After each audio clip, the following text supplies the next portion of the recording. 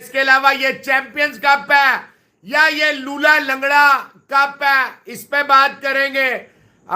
ईद मिलाद की आपको भी जी नूरुल साहब मुबारक है, फुरकान साहब। और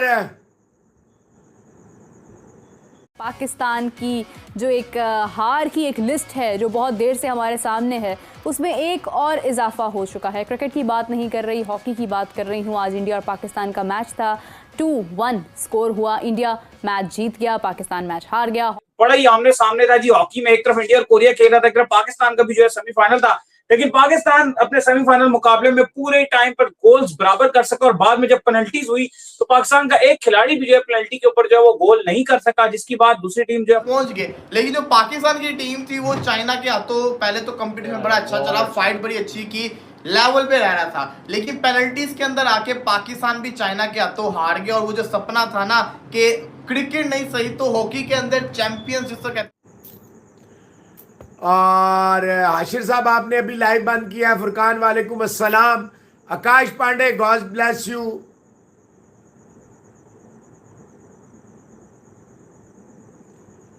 बिटकॉइन ट्रेडिंग साहब शुभम भगत के फादर को धमकी दी है किन्नर गैंग ने, बड़ी बात है, थोड़ा सा सब्र कीजिए।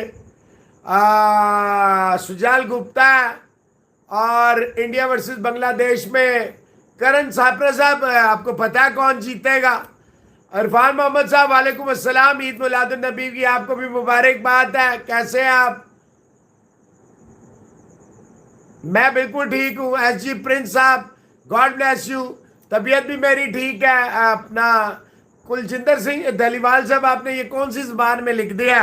अब मैं इसको कैसे पढ़ूं? बहरहाल जी 4-5 चीजों पे बातचीत की जाएगी। और नोट्स ट्यून मेलोडीज कहते हैं जो उनको 9 wickets and help his team 1। वाह वाह वाह वाह। जो अर्जुन को ताने दे रहे थे बेगैरत बेशरम, शर्म आने चाहिए।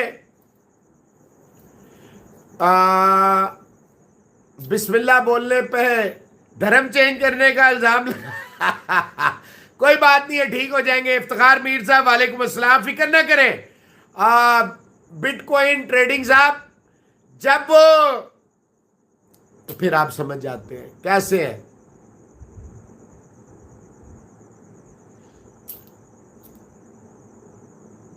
एक और आया जी, मैं कहता हूं जी अल्लाह करे 2 लोग देखें, 2 हलालियों के साथ कम ही होते हैं और बाकियों के साथ। हिमा सिंह जी क्या हाल है? आपके एरिया में फुरकान जुलूस था ईद मिलाद का, वाह वाह, यहां सुबह सारे होंगे।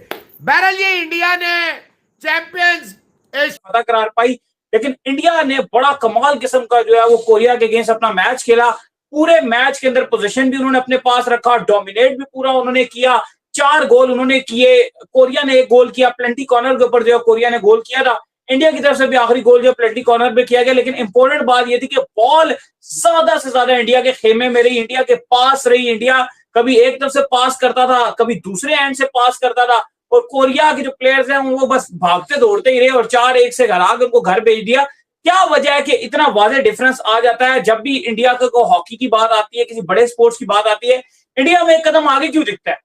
देखिए, बड़ा अनफॉर्चुनेट है कि पाकिस्तान की अगर हम बात करते हैं खेलों की, तो हमारे पास बहुत टाइम गुजर गया है और यही वजह है कि अब यहाँ पे फैंस का इंटरेस्ट भी बड़ा गिरता जा रहा है और कम होता जा रहा है। हम ये बताते हैं आके, भाई आज हॉकी भी हम हार गए, वुमेन्स की क्रिकेट भी हार गए, आज मेंस टीम भी हार गई, फलां भी हार गए, फलां भी हार गए। यानी कि एक दिन में अब एक हार तो होती नहीं। अगर 4 जगह आपके मुकाबले होते हैं तो आप ये समझ लो कि 4 में से 4 हारी पक्की है। आज अभी देख लो, अभी हम आपके साथ जुड़े थे, वो साउंड प्रॉब्लम है, दोबारा जुड़े हैं। वुमेन्स टीम भी 10-15 मिनट पहले हार गई साउथ अफ्रीका से अपने घर पे। रवायत बरकरार है। ऐसे हो रहा था कि उनको पता ही नहीं कि भाई बोर्ड के ऊपर रन्स कितने लगे हुए हैं। आखिरी 2 इतना अच्छा खेलती रही हैं, लेकिन बात हुई है कि जो अपने लिए खेलने वाला है वही सीन है।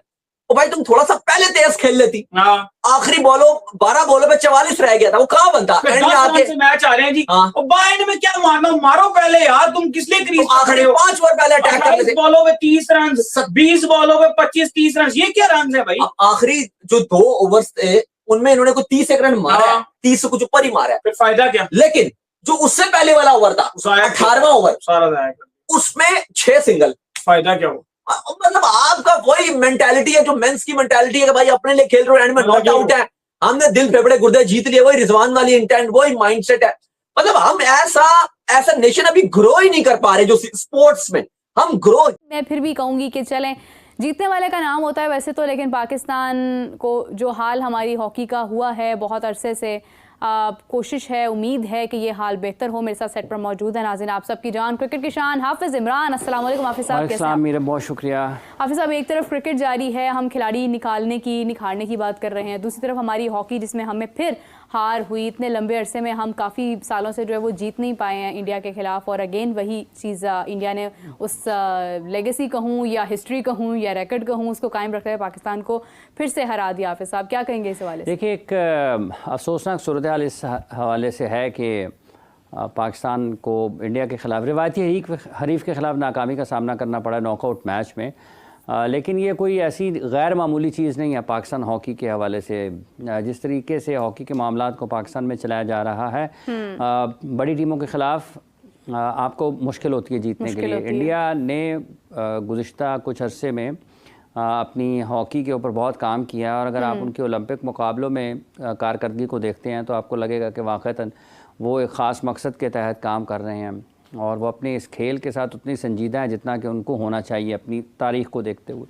पाकिस्तान में ऐसा नहीं है। पाकिस्तान ये टूर्नामेंट से पहले अचानक हेड कोच बदल दिया जाता है। पाकिस्तान हॉकी फेडरेशन के मामला जिस अंदाज़ में चलाए जा रहे हैं वो सैर सपाटे चल रहे हैं, लेकिन जहाँ तक ताल्लुक़ खेल के मामलात का है उनका कोई पेशावराना अंदाज से कोई दूर दूर का भी ताल्लुक़ नहीं है। ये खिलाड़ी तो बुनियादी तौर पर जो पाकिस्तान के लिए हॉकी खेलते हैं, इनकी तो ख़ास इनका मकाम है पाकिस्तान की होना चाहिए, क्योंकि एक ऐसे वक्त में कि जहाँ पर आपकी कोई पजीराई नहीं है, आपके कोई मौक़े नहीं है, आपको कोई पेशावराना अंदाज में आपके मामलात को नहीं चलाया जाता, आपके जो माली हिसाब से आपका मुस्तकबिल है वो कहीं उसको तहफ़्फ़ुज़ हासिल नहीं है। तो ये सारी चीज़ें अपने सामने देखते हुए इसलिए इनके चैंपियंस जिसको कहते हैं ना, ये ट्रॉफी जीत जाएंगे, वो फिर से टूट गया। और इंडिया की टीम का मुकाबला है चाइना के साथ, तो दो एशियन, इंडिया और चाइना, दो सुपर पावर एशिया की आपस में लड़ेंगे, बहुत बड़ा फाइनल होगा। लेकिन अनफॉर्चुनेटली हम बाहर हो गए, लेकिन फिर भी क्रिटिसाइज नहीं करूंगा क्योंकि फाइट तो आज भी इन्होंने की है। वो अलग बात है, एक जमाना था हमारी हॉकी तो अनबीटेबल होती थी, लेकिन अब ये है कि चलो जितने डाउनफॉल के बाद एटलीस्ट थोड़ी सी परफॉर्मेंस देखने को मिल रही है। अच्छा, हॉकी जब पीक पे होती थी ना, हमने पीक की बात की, हमारी एज में तो कभी पीक पे हमने नहीं देखी। जब से हमने होश संभाली है ना, तो हमने कभी भी नहीं देखा कि हॉकी को यहाँ पे कोई इतना ज़्यादा अप्रिशिएट किया जा रहा है या मैचेस दिखाए जा रहे हैं। मैंने तो अपनी लाइफ में कभी भी हॉकी का मैच देखा ही नहीं है, क्योंकि देखें कोई भी स्पोर्ट को हाइप तब मिलती है जब आपका मीडिया उसकी हाइप बनाए, आपका सोशल मीडिया उसकी हाइप बनाए। और जैसे मैं समझता हूँ इंडिया में भी क्रिकेट की बहुत ज़्यादा हाइप है। मोस्टली स्पोर्ट्स से इंडिया में मोस्टली स्पोर्ट्स की जो है ना हाइप ज़्यादा है क्रिकेट की निस्बत, मतलब क्रिकेट की निस्बत काफ़ी स्पोर्ट्स की हाइप कम है, क्योंकि आपका पैसा उसमें बड़ा ज़्यादा है, उसमें इन्वेस्टमेंट ज़्यादा होती है, मीडिया राइट्स उस हिसाब से बांटे जाते हैं, और उसी हिसाब से एड्स भी वगैरह क्रिकेटर्स को ज़्यादा मिलते हैं। तो कोई भी यंग जो बंदा होगा ना, हम जैसा या हमसे छोटा, वो यही चाहेगा कि यार मैं क्यों हॉकी में जाऊँ, मैं क्यों उस चीज़ में जाऊँ, मैं स्ट्रगल क्यों